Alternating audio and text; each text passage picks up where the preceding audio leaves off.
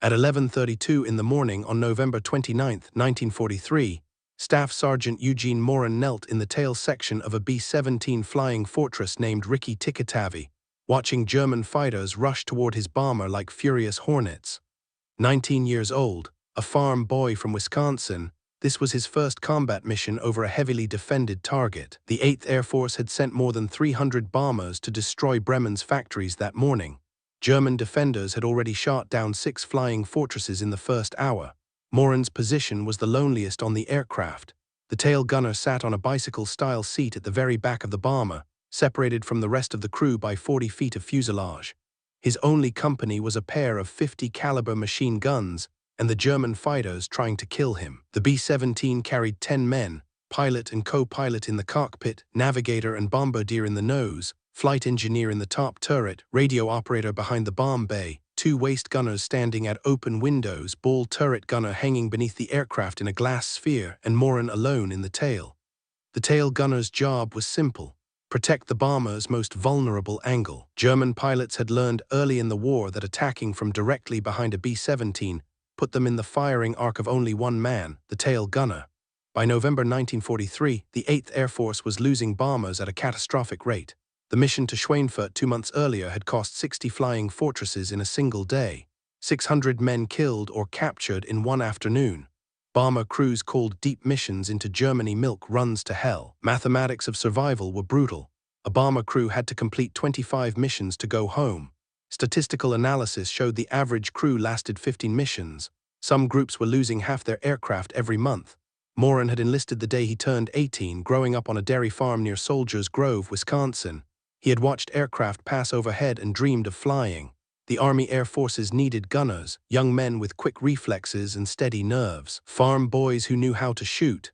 Gunnery training taught him to track fast-moving targets while compensating for wind, altitude, and the speed of his own aircraft.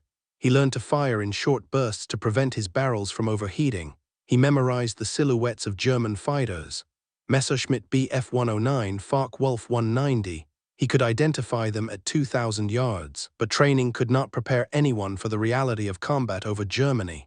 The cold at 24,000 feet dropped to 40 degrees below zero. Frostbite claimed fingers and toes. The thin air made every movement exhausting, and the German fighters came in waves, firing 20mm cannons that could tear through aluminum like paper. Tikitavi had taken off from Snetterton Heath in England that morning as part of the 96th Bomb Group. The target was Bremen, an industrial city on the Weser River. Shipyards, aircraft factories, submarine pens, one of the most heavily defended cities in Germany. The bomber formations had crossed the North Sea in tight defensive boxes, each B-17 positioned to provide overlapping fields of fire. The theory was simple: pack the bombers close together so their combined firepower could drive off enemy fighters. The reality was that a direct hit on one aircraft often damaged those flying beside it. Bremen's anti-aircraft defenses opened fire as the formations approached. Black bursts of flak filled the sky. The bombers could not maneuver. They had to fly straight and level for the bomb run. Shrapnel tore through wings and fuselages. Moran watched a B-17 in the formation ahead take a direct hit. It folded in half and dropped from the sky. Tikitavi released its bombs over the target. 4,000 pounds of high explosives tumbling toward the factories below. Mission accomplished. Now they just had to survive the flight home. The bomber formation began its turn toward England, 200 miles of hostile airspace between them and safety. That was when Tikitavi's No. 2 engine took a direct hit from flak. The propeller windmilled uselessly. The aircraft began losing speed. A damaged bomber falling behind the formation was a death sentence. German fighter pilots watched for stragglers. A lone B-17 without the protection of mass defensive fire was easy prey. Moran saw them coming. A dozen Messerschmitts climbing from below, another group of Focke-Wulfs diving from above. Tikitavi was about to fight alone against overwhelming odds, and in the tail gunner position, Eugene Moran would be their first target. The first Messerschmitts came in from the 6 o'clock low position directly behind and beneath the bomber. Moran pressed his shoulders against the steel chest plate behind him and squeezed the triggers. His twin 50 calibers roared to life. Tracer rounds streamed toward the fighter. The German pilot broke off his attack and rolled away, but there were many more. The wolves attacked in pairs. One would draw the gunner's attention while the other lined up a killing shot. Moran swung his guns from target to target. spent brass casings piled up around his knees. The smell of cordite filled the cramped compartment. At 24,000 feet, the temperature inside Ricky Tikatavi was 43 degrees below zero. Moran wore an electrically heated flight suit, but the cold still seeped through. His breath formed ice crystals on his oxygen mask. The machine guns grew hot from continuous firing while his fingers went numb inside his gloves. The German pilots were professionals, Luftwaffe veterans who had been fighting since 1939. They knew exactly how to kill a B-17, target the engines first. A bomber with damaged engines could not keep up with its formation. Then work on the gunners, eliminate the defensive fire. Finally, pour cannon rounds into the fuselage until something vital broke. Moran heard the impacts before he felt them. 20mm cannon shells punching through aluminum, the sound of tearing metal. Somewhere forward, one of the waist gunners stopped firing, then the other. The intercom filled with static and fragments of voices. Moran could not tell who was speaking or what they were saying. The bomber shuddered as more rounds struck home. He kept firing. There was nothing else he could do. A Flak Wolf came in from the 4 o'clock position. Moran swung his guns and pressed the triggers. The fighter's wing disintegrated. It spiraled downward, trailing black smoke. His first confirmed kill. He did not have time to celebrate. Cannon rounds ripped through the tail section. Moran felt something slam into his left forearm, then his right. Both arms had been hit. Blood soaked through his flight suit sleeves. The pain was immediate and intense, but his hands still worked. He could still grip the triggers. More impacts. The vertical stabilizer above him took multiple hits. Control cables snapped and whipped through the air. The tail section began vibrating violently. Something was very wrong with the aircraft. Moran glanced down at his parachute. Every airman wore one. The silk canopy packed into a canvas container strapped to his chest. If the bomber went down, the parachute was his only chance of survival. He saw holes in the fabric, multiple holes. Cannon rounds had shredded it. His parachute was useless. If he had to bail out, he would fall 4 miles to his death. The attack continued. German fighters made pass after pass. Moran counted at least 15 of them circling the crippled bomber. Ricky Tikatavi was bleeding altitude and speed. The remaining engines strained to keep the aircraft airborne. Forward in the nose section, navigator Jesse Orison was still alive. He had been wounded but remained conscious. The pilot and co-pilot were both dead at the controls. The flight engineer was dead in his turret. The radio operator was dead. The bull turret gunner was dead. The waist gunners were dead. Of the 10 men who had taken off from England that morning, only 2 were still breathing. Orison in the nose, Moran in the tail, 40 feet of shattered fuselage between them. Another cannon round struck the bomber. This one hit something critical. Moran felt the aircraft lurch. A grinding sound echoed through the airframe. The vibration grew stronger until his teeth began to chatter. Then came a sound he would never forget, the shriek of tearing aluminum, the scream of structural failure. Ricky Tikatavi was breaking apart. The fuselage split just forward of the tail section. Moran watched the front of the aircraft tear free and fall away. The wings, the engines, the cockpit, the bodies of his crewmates, all of it plunging toward the German countryside 4 miles below. He was alone now, trapped in a severed tail section, wounded in both arms, his parachute destroyed, 24,000 feet above enemy territory, falling. The laws of physics offered no mercy. Terminal velocity for a human body is roughly 120 miles per hour.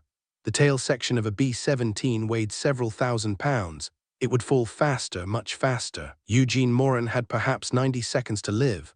The broken tail section tumbled through the sky. It spun end over end, slamming Moran against the walls of his compartment. His wounded arm screamed with pain. Blood splattered across the interior.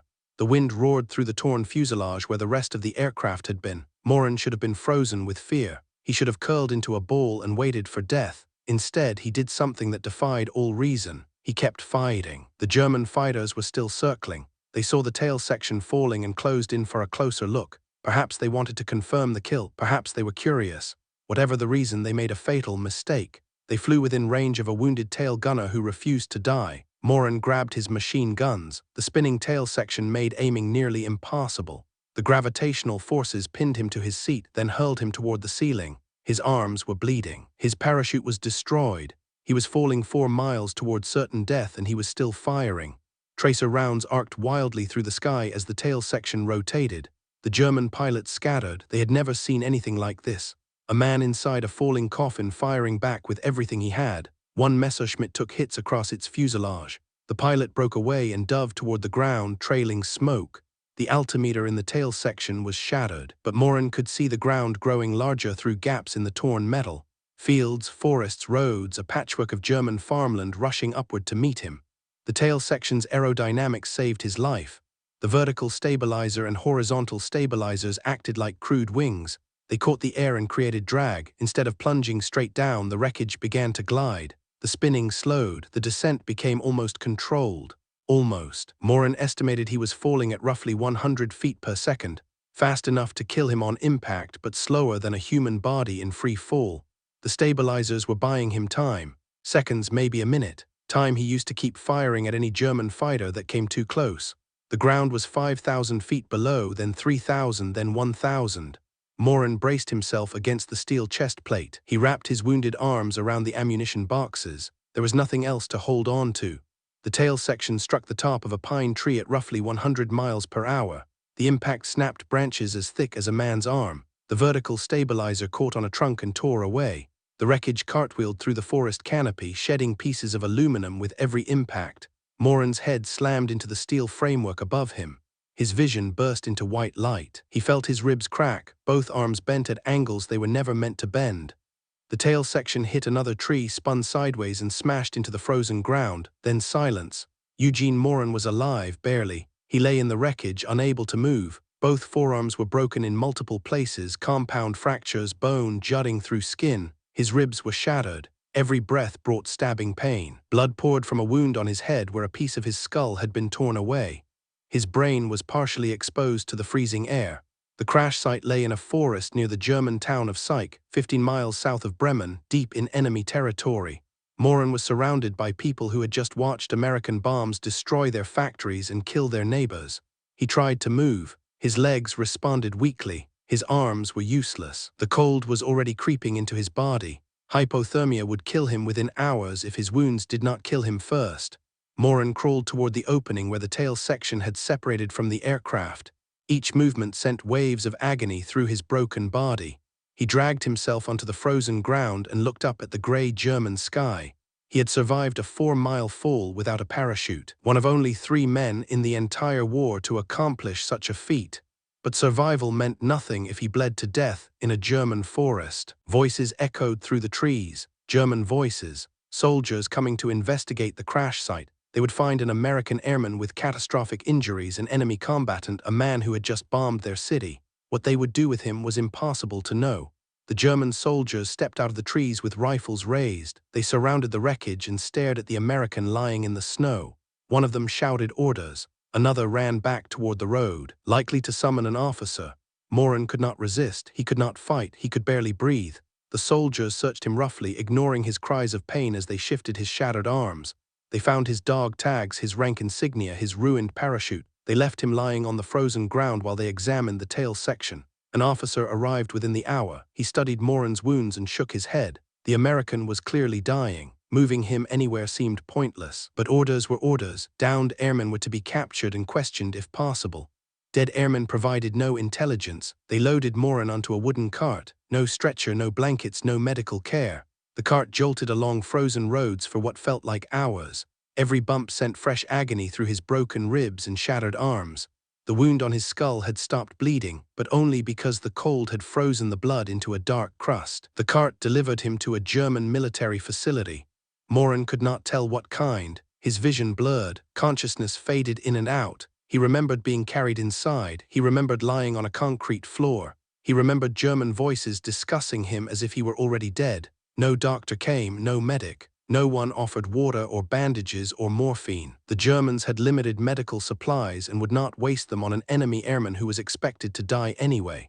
Moran lay on that concrete floor for 2 days. His wounds grew infected. The exposed brain tissue began to swell. His broken arms turned purple and black. Gangrene was setting in. Without surgery, he would lose both limbs. Without antibiotics, the infection would enter his bloodstream. Without help, he had perhaps 48 hours to live. German guards watched him worsen. Some appeared indifferent, others seemed almost sympathetic, but none had the authority or the resources to save him. American bombers had been leveling German cities for months. Medical supplies were scarce. Doctors were overwhelmed with German casualties, and enemy airmen ranked far below German soldiers and civilians on the priority list. On the 3rd day, Moran was moved again, another cart. Another agonizing ride over frozen roads. This time his destination was a prisoner of war hospital. a converted building somewhere in occupied territory where wounded Allied airmen were held until they recovered enough to be sent to permanent camps. The hospital was understaffed and undersupplied. German military doctors performed triage on incoming prisoners. Those with survivable wounds received treatment. Those judged beyond saving were left to die. Moran's injuries placed him firmly in the second group, but the hospital held a secret. Among the prisoners were 2 Serbian doctors, military physicians captured on the Eastern Front. They had been forced into service treating wounded prisoners of war, performing surgeries with inadequate tools and almost no anesthesia. The Germans allowed this because it freed their own doctors for more important patients. The Serbian doctors examined Moran and made a decision. They would try to save him. Not because anyone ordered them to, not because they had proper tools or medication, simply because he was a wounded man and they were physicians. The surgery lasted 7 hours. They worked with instruments meant for field operations. No proper anesthesia, only local numbing agents that barely dulled the pain. Moran drifted in and out of consciousness as they set his broken bones with metal pins and wire. They cleaned infected tissue from his wounds. They removed bone fragments from his skull and covered the exposed brain with whatever tissue they could salvage.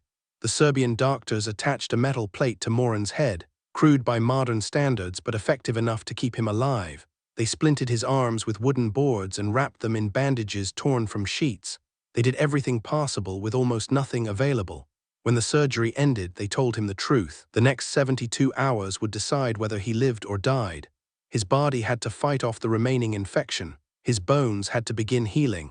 His brain had to avoid further swelling. There was nothing more they could do. Eugene Moran's survival now depended entirely on his own will to live. The fever came on the first night. Moran's temperature climbed to 104 degrees. His body shook with violent chills despite sweat pouring from his skin. The Serbian doctors watched him as closely as their limited resources allowed. They changed his bandages. They forced water between his cracked lips. They waited.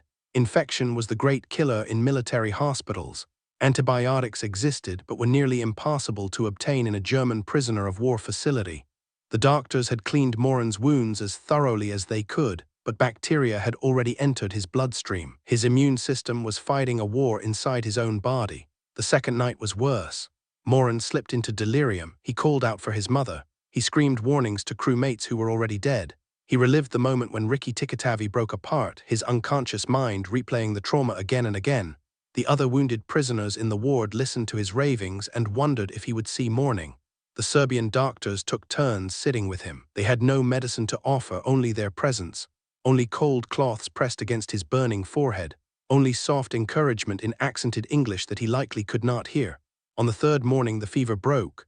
Moran opened his eyes and recognized his surroundings for the first time in days. He was alive. The infection had not killed him. His body had won the battle that medicine could not fight. The Serbian doctors examined his wounds and found the first signs of healing. The tissue around his skull plate was beginning to close. The broken bones in his arms were starting to knit together. Recovery would take months, perhaps years. The damage to his body was severe, but Eugene Moran was going to survive. Word spread through the hospital. The American who fell 4 miles without a parachute. The tail gunner who kept shooting as his bomber disintegrated around him. The man who should have died a dozen times but refused to stop breathing. German guards came to look at him. Other prisoners asked to hear his story. Even hospital administrators seemed impressed by his impossible survival. The Serbian doctors had saved his life, but they could not protect him forever. Once Moran was stable enough to travel, he would be transferred to a permanent prisoner of war camp. The hospital was only a way station, a place where wounded men were patched together before being sent into the German prisoner system. 6 weeks after the crash, Moran could walk again. His arms remained in splints. The metal plate in his skull caused constant headaches. His ribs ached with every breath, but he was mobile, he was conscious, he was ready for transfer. The Germans processed him with bureaucratic efficiency. Name, rank, serial number, service branch, unit assignment. They photographed him for their records. A thin young man with hollow cheeks and bandaged arms staring into the camera with eyes that had seen too much. His first permanent camp was Stalag Luft 4 in Pomerania, a compound specifically designed to hold captured Allied airmen. Barbed wire fences, guard towers with machine guns, wooden barracks that offered little protection against the brutal Eastern European winter. Thousands of American and British airmen filled the camp. Pilots, navigators, bombardiers, gunners, men who had been shot down over Germany and occupied Europe. Some had been prisoners for years. Others had arrived only weeks before Moran. All of them shared the same fate, captivity until the war ended or they died. Moran found a strange community behind the wire. Prisoners organized themselves into units. They maintained military discipline. They built libraries from donated books. They held classes in subjects ranging from mathematics to foreign languages. They built secret radios to listen to British broadcasts. They planned escapes that rarely worked. The camp provided minimal rations, thin soup, black bread, sometimes potatoes or turnips.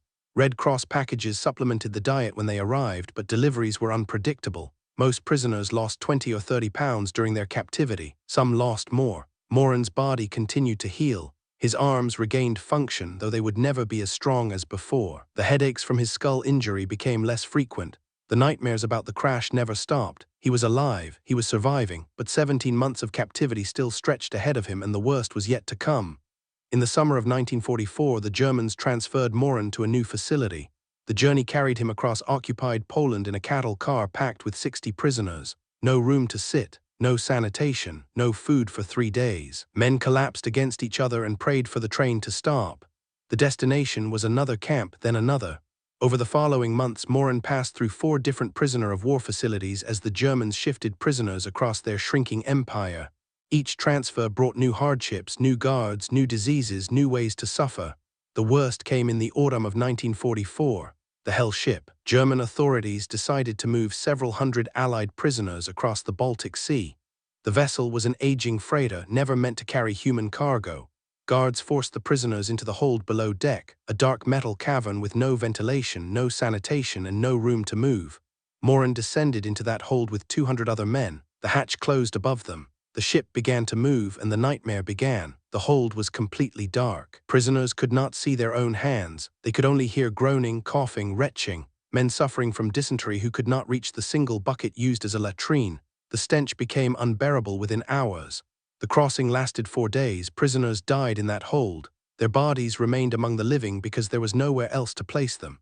Men went mad from the darkness, the smell, and the constant rolling of the ship. They screamed, they fought, they prayed. Some simply stopped responding and had to be checked for a pulse to see if they were still alive. When the hatch finally opened, Moran climbed out into grey daylight with eyes that had forgotten how to see. His clothes were soaked with filth. His body had lost more weight than it could afford. The metal plate in his skull throbbed with pain that never fully faded.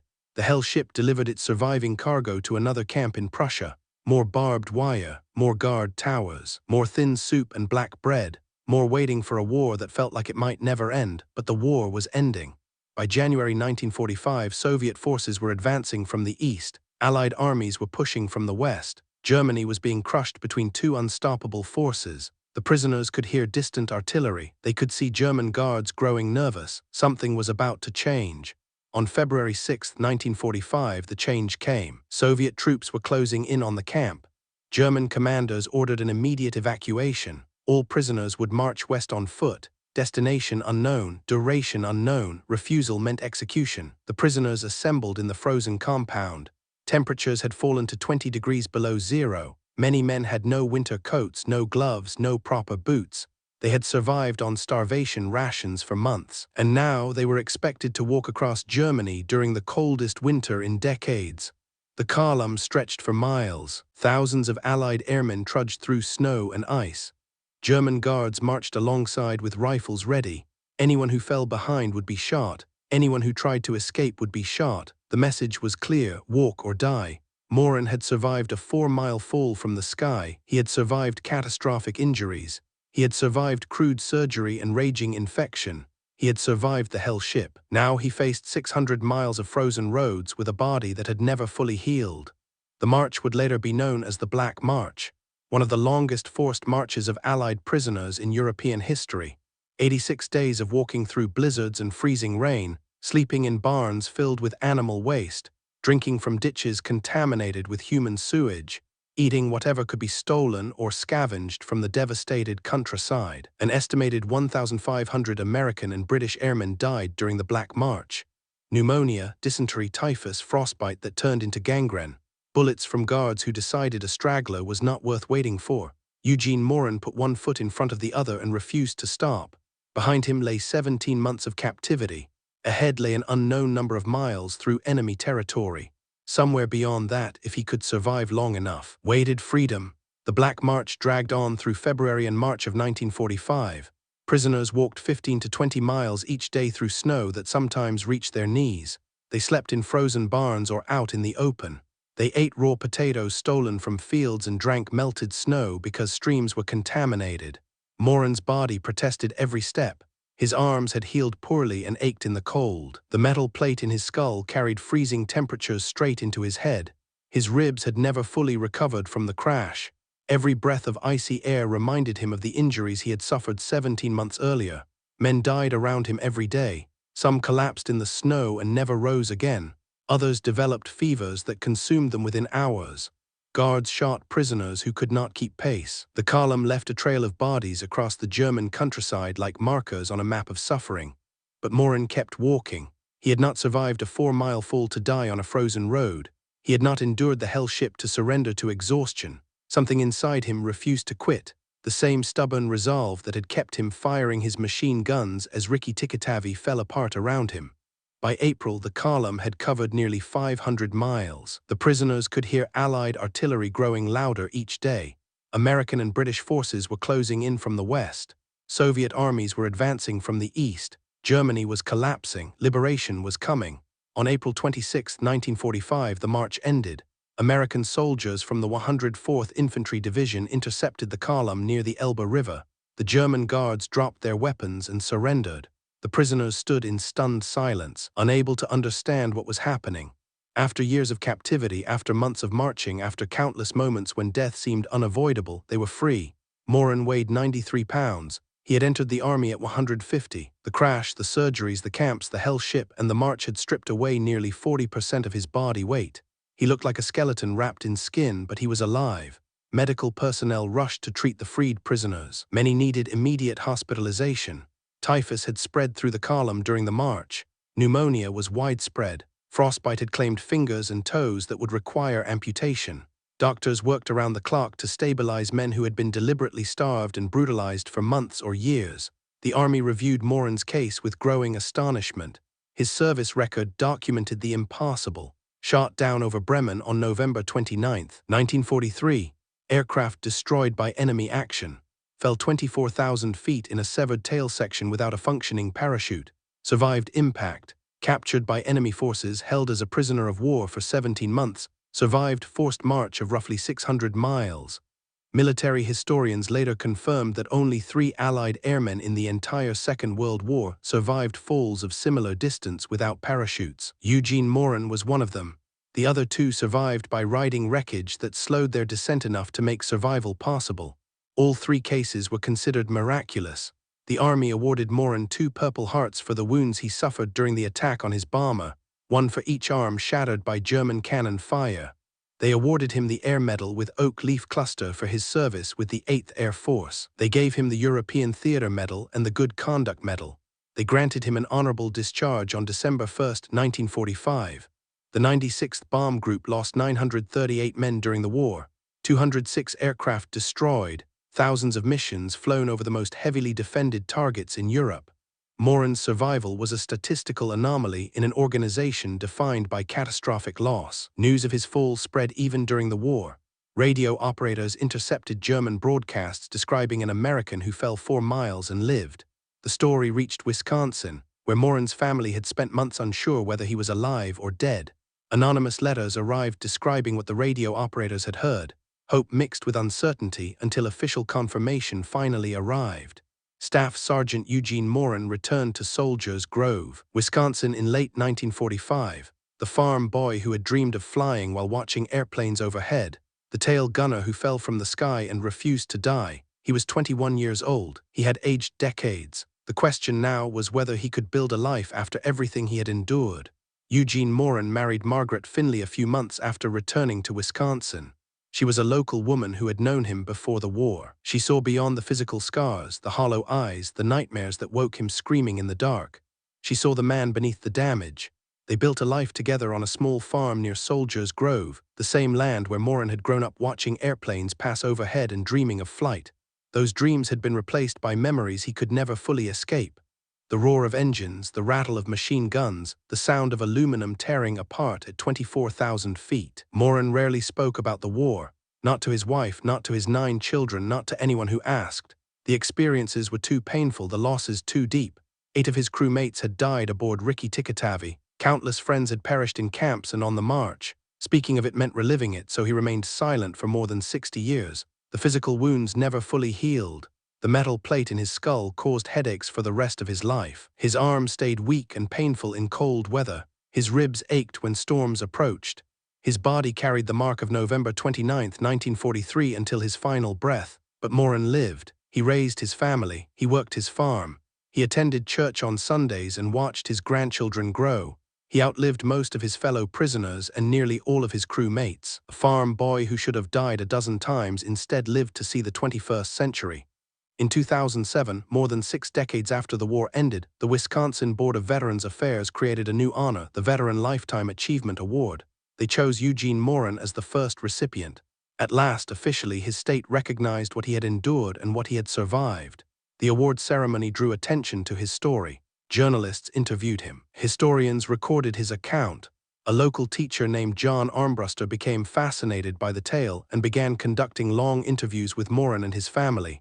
The silence of 60 years finally ended. Armbruster spent years researching every detail.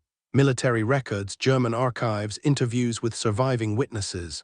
The work eventually became a book titled Tailspin, published in 2022, a complete account of the farm boy who fell 4 miles and lived. On October 18, 2008, the town of Soldiers Grove honored Moran by naming a street after him, Eugene Moran Way, a lasting marker in the community where he was born, where he returned after the war, and where he spent the rest of his life.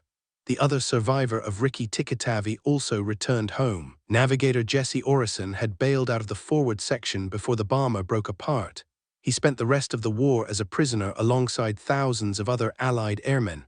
His testimony confirmed Moran's account and helped establish the historical record of that November morning over Bremen. Eugene Moran died on March 23, 2014. He was 89 years old. 7 decades had passed since the day German flak cut his bomber in half and sent him falling 4 miles toward the earth. 7 decades since he kept firing his machine guns while the world spun around him. 7 decades since Serbian doctors saved his life with crude tools and extraordinary skill. His obituary noted that he lived by a simple philosophy: "I would rather wear out than rust out." The words of a man who refused to surrender. To the Germans, to his injuries, to the march, to the silence that followed. The tail gunner position on a B-17 was the loneliest place on the aircraft. Separated from the crew, first target for enemy fighters, last to know if the bomber was going down.